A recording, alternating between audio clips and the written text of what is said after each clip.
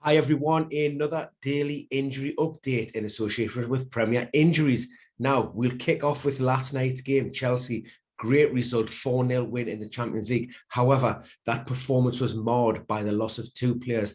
First and foremost, N'Golo Kante. He went off in the first half with a knee injury. Thomas Tuchel referenced that as a twist and he felt a sharp pain. Almost certain to miss out this weekend. Imaging will confirm the extent of the problem. Looking at video footage, there wasn't a great deal to take from that. Fingers crossed it's not as severe as his teammate, Ben Chilwell. Now, he had to be helped from the field by two members of the backroom staff. That looked as if it was a non-contact injury to the right knee. Now, again, the camera angle wasn't great, but it looked as though that knee buckled inwards. Now, that's indicative of a ligament problem. And when that happens, that could be some ACL involvement. That would be worst case scenario. Best, maybe the MCL, the medial collateral ligament. But again, fingers crossed. Tuchel said that the player was in a great deal of pain and immediately after being withdrawn. But that pain did subside after the final whistle, but we're going to need imaging to confirm that. It doesn't look great. Then I would suggest that both players will not feature against Manchester United this weekend.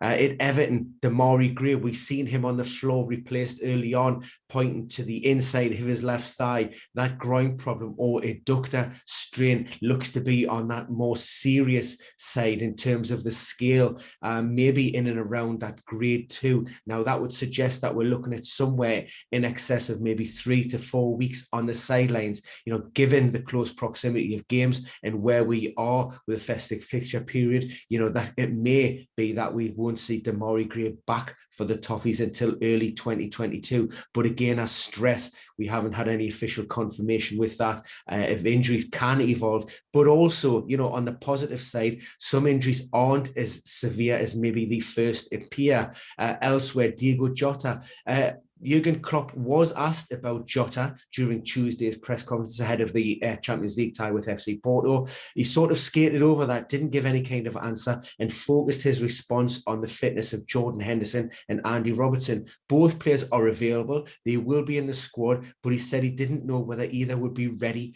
to be into that starting 11.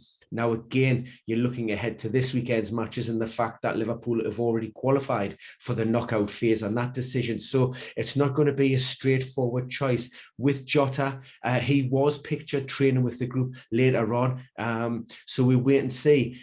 One potential replacement would have been Divock Origi, but he missed out last weekend because of illness. He wasn't there. And also Naby Keita was omitted from those training ground photoshops. But again, that isn't gospel. That's just a snapshot in time. So just because they weren't there doesn't 100% mean that those players are necessarily ruled out. But likewise, just because they're included, a return to train isn't necessarily a return to play. James Milner was part of that training group. For Leicester, now they face Legia Warsaw on Thursday night in the Europa League.